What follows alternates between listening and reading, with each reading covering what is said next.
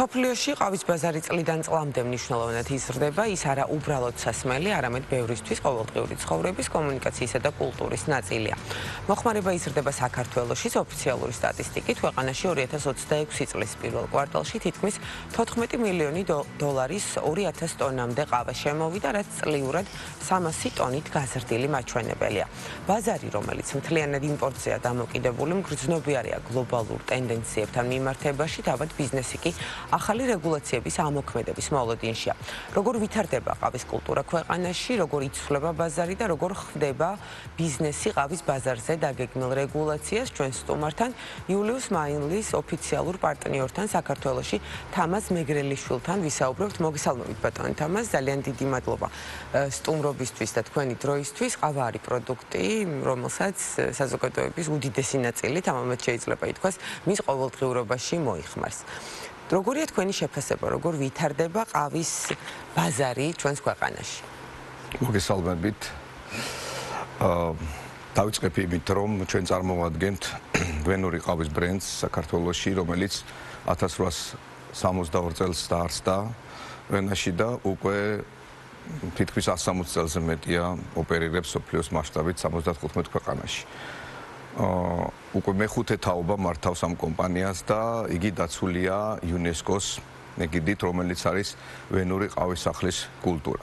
ჩვენ შემოვიტანეთ 16 წლის წინ ეს კულტურა საქართველოში, მანამდე არსებობდა გარკვეული ბაზარი საქართველოში, სხვადასხვა ბრენდები წარმოადგენდნენ ყავას და ჩვენ შემოვედით და დავიწყეთ ამ კულტურის დანერგვა საქართველოში. დღეს საქართველოს ბაზარზე გაჩნდა მოთხოვნა, გაიზარდა მოთხოვნა ყავის და შესაბამისად გაჩნდა უფრო ხარისხიან ყავაზე მოთხოვნა. რაც იმას ნიშნავს, რომ მოწოდება აუცილებელია, რომ იყოს ხარისხიანი და ხარისხიან ბრენდებზე გაჩნდა მოთხოვნა. ჩვენი ეგიდით და ჩვენი მისია ის იყო, რომ ეს ადამიანების მხრიდან, ჰორეკა ბიზნესის მხრიდან, B2C და B2B-დან მოთხოვნა ავყოლოდით და შემოგვეტანა და მაღალხარისხიან პროდუქტზე გაგვეკეთებინა აქცენტი. თუმცა დღესდღეობით საქართველოში ეს ყველაფერი მაინც დასარეგულირებელი არის და კარგია, რომ ეს რეგულაციები დაიწყებს შემოსვლას. სწორედ რეგულაციებზე გავამახვილოთ, მაშინ ახლა ყურადღება, აი როგორია თქვენი ხედვა, რა გავლენას მოახდენს ეს ახალი რეგულაციები ყავის ბაზარზე? ძალიან კარგი ინიციატივაა ეს მთავრობის მხრიდან. მოგეხსენებათ, დღეს საქართველოში ძირითადად მწვანე მარცვალი, რომელიც შემოდის მწარმოებელი ქვეყნებიდან, ხდება საქართველოში მისი მოხალვა. ადგილობრივი მომხალავები ცდილობენ, რომ დაიჭირონ ის ნიშა, რომელიც დარჩენილია იმპორტირებული პროდუქციისგან. სამწუხაროდ დღეს ქართული ბაზრისთვის ძირითადი მთლიანი ბაზარი თითქმის დატვირთულია და დაკავებულია იმპორტირებული პროდუქციისგან. ადგილობრივი მომხალავები ცდილობენ, რომ რაღაცა პატარა დარჩენილი ნიშა გამოიყენონ და ცდილობენ, რომ ადგილზე აწარმოონ პროდუქცია. თუმცა ეს გამოწვევები არის, იმიტომ რომ ყოველ წარმოების დროს არის გარკვეული პრობლემები სტანდარტიზაციის. აქ არის გემოვნური თვისებები, შემადგენლობა და ეს ყველაფერი. ზუსტად ამის გამოა, რომ ჰორეკა ბიზნესი ძირითადად ირჩევს ისეთ ბრენდებს, რომელზეც ნდობა აქვს რა, მათ შორის როგორც ჩვენს მიმართ, ასევე სხვა ევროპული ბრენდების მიმართ. ადგილობრივი მომხალავები, რომლებიც დღეს აკეთებენ თავიანთ პროდუქციას, ეს პროდუქცია ხშირად თვითნებურად ისინი ანიჭებენ გარკვეულ შეფასებებს და გამოდიან ბაზარზე. დღეს უფრო მარკეტინგული ინფორმაცია ვრცელდება მათ შესახებ, რომ ეს არის მაგალითად სპეციალიტი მიმართულების ყავა, რომელიც დღეს ტრენდულია და არის ძალიან ესეთი მოთხოვნადი გახდა. ადგილობრივი მომხალავები თვითონ ანიჭებენ გარკვეულ შეფასებებს. თუმცა ეს ესე არ არის. საერთაშორისო სტანდარტებით, რომელიც არის SCA სერტიფიკატი, სპეციალური ორგანო აკეთებს შემოწმებას ფერმიდან ფინჯნამდე და ეს ყავა გადის გარკვეულ ექსპერტიზას და შემდეგ ენიჭება გარკვეული ქულა. ამ წუთისთვის საქართველოში ჩვენ შემოვიტანეთ 90 შეფასებიანი ქულიანი შეფასებიანი ყავა, რომელიც არის ნამდვილად სპეციალიტი და მე მინდა რომ კარგად იყოს გარჩეული რა არის ნამდვილი სპეციალიტი მიმართულების ყავა და რამდენი. კონკურენცია ასეთ შეუწყობს ხელს ბუნებრივია რეგულაციები ხომ ესე ახლა რა ვითარებაა ბაზარზე კონკურენციის ნაწილში მინდა გითხრათ. ეხლა არის ჭიდილი ფასსა და ხარისხს შორის.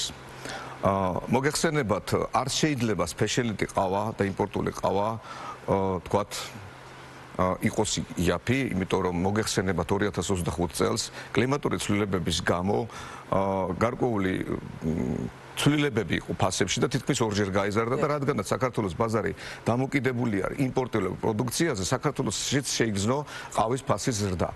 აქედან გამომდინარე ცდილობენ ადგილობრივი მომხალავები რომ რაღაც გარკვეული ნიშა დაიჭირონ, თქვათ უფრო პოზიციონირებდნენ როგორც იაფიან და არ შეიძლება სპეციალიტი ყავა იყოს იაფიანი პროდუქტი. მოთხოვნა რამდენად არის სწორედ ამ სპეციალიტი ყავაზე, როგორც თქვენ ამბობთ, ანუ ქართველი მომხმარებელი რამდენად არის, თქვათ მზად იმისათვის რომ რაღაცა მაღალი ფასი გადაიხადოს ყავაში. დიახ, ეს კარგი კითხვაა იმისათვის რომ ყოველთვის ვაკვირდებით ჩვენ მაგას რომ მსყიდველუნარიან. დღესდღეობით ყავა უფრო ფუფუნებისაგანია, ვიდრე ვთქვათ არის ჩვეულებრივი. მე ვიძახი ბრენდულ ყავას. ამიტომ ადამიანები გადაწყვეტეს რომ ვთქვათ უფრო იაფიანი პროდუქცია ეძებონ. ეს არის ჩვეულებრივი B2C სეგმენტი, თუმცა B2B უფრო აქცენტს აკეთებს ბრენდულ ყავაზე, იმიტომ რომ ჯერა იმის. და ჩვენ არსებული პროდუქცია, რომელიც შემოგვაქვს მთლიანად თავიდან ბოლომდე არის სერტიფიცირებული და არის sustainable სისტემაში მოქცეული. ანუ მთლიანი ჯაჭვი ფერმიდან ფინჯნამდე კონტროლდება და განიცდის გარკვეულ შემოწმების ეტაპებს. შესაბამისად, ჩვენთვის, ჩვენი ტიპის კომპანიებისთვის, ბრენდებისთვის ეს რეგულაციები ერთი მხრივ კარგია, მეორე ჩვენთვის არაფერს არ ცვლის, იმიტომ რომ ჩვენ გარკვეული ეს ყველაფერი გარკვეული წლების განმავლობაში ევროპაში გამოვიარეთ. ბაზარზე სამართლიანი თამაშის წესები დამკვიდრდება შეიძლება ითქვას. მე მინდა გკითხოთ ქართველი მომხმარებლის გემოვნებაზე. 16 წელია თქვენ უკვე ქართულ ბაზარზე ხართ. აი ამ დროის განმავლობაში რამდენად არის ის შეცვლილი, დახვეწილი, რამდენად უფრო მომთხოვნები არიან და ასევე აქვე ვთქვათ, რამდენად მრავალფეროვანია ადგილობრივი ბაზარი, ვთქვათ მომხმარებლის სურვილის შემთხვევაში მის დასაკმაყოფილებლად. ცოტა უკან რომ გადავიწიოთ, როდესაც ჩვენ ბაზარზე შემოვედით, მაშინ აქცენტი კეთდებოდა უფრო აზიურ მოდუღებულ ყავაზე, მაგალითად, როგორცაც ვეძახით თურქულად იმირთმევდნენ. შემდეგ იყო ასევე ხსნადი ყავას მოხმარება უფრო იყო. მაგრამ ჩვენ 16 წლის განმავლობაში ზუსტად ამ აქცენტს ვაკეთებთ იმაზე, რომ როგორი უნდა იყოს ნამდვილი ყავა და ჩვენ მქონდა ესეთი სლოგანი perfect espresso, ანუ ფინჯანში ესპრესო. ძირითადად ესპრესო ეს არის ის სასმელი, რომელიც ზოგადად ეს ამ მოხალული ყავის ბაზა. ჩვენ არაერთი მარკეტინგული, არაერთი შემეცნებითი ინფორმაციული გავაკეთეთ პროგრამები, რათა ადამიანებისთვის გაგვეცნო თუ როგორი არის რეალურად ის ყავა, რომელიც უნდა მიირთოს და რომელიც ეკადრება და ეკუთვნის ჩვენ მოსახლეობას. დღესდღეობით უფრო დახვეწილია ეს ყველაფერი, ადამიანები გემოვნურ თვისებებს უკვე ამჩნევენ, ადრე თუ მხოლოდ ყავა იყო უბრალოდ ცხელი სასმელი, რომელიც მიირთმეოდა, დღეს ადამიანები ირჩევენ და ჩვენ სექტორში არის ის, რომ ადამიანები მოდიან და უკვე იმ გემოს ეძებენ, რომელიც უკვე სადღაც მიირთვეს.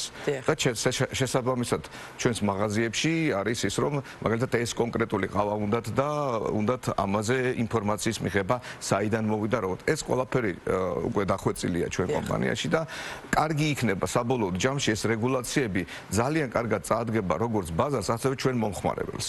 იმიტომ რომ უკვე კონკურენცია ერთ დონეზე იქნება, ის ადამიანები, ის კომპანიები, რომლებიც საქართველოში ამ ყველაფერს ან შემოაქვთ უფრო დაბალი ხარისხის ყავა, ადამიანები თვითონ გააკეთებენ არჩევანს, რომელი ჯობია, მაგრამ აუცილებელია რომ ზედ ეწეროს როგორი შემცველობა აქვს ამ კომპანიამ. ბუნებრივია, ანუ ინფორმაცია უნდა იყოს სრულფასოვნად ხელმისაწვდომი. ბოლოსკენ მივდივართ და მინდა გკითხოთ დამატებით ინიციატივებზე, რას გეგმავთ თქვენ კომპანიის ეგიდით და ასევე როგორ ხედავთ საქართველოში ყავის ბიზნესის განვითარებას.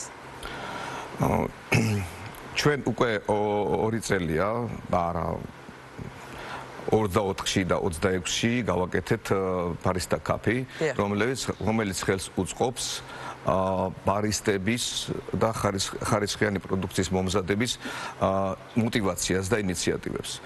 ჩვენ ასევე გვაქვს ჩვენი სასწავლო ცენტრი, სადაც ყავს გადამზადებული SKA სერტიფიცირებული ბარისტები, რომლებმაც გაიარეს იულიუს მაილის აკადემიაში ტრენინგები და ისინი არიან სერტიფიცირებული. ეს ადამიანები ასწავლიან ჩვენთან მოსულ ჩვენ კლიენტებს და არა მარტო მათ ყავის სწორად მომზადებას. ზუსტად ეს ინფორმაციის გასვლა, რომ რა არის რეალურად სწორად მომზადებული ყავა, ეხმარება იმაში, რომ ადამიანები უკვე ეჩვევიან იმ გემოს, რომელიც არის უკვე იმ კონკრეტულ ნაზავში მოქცეული.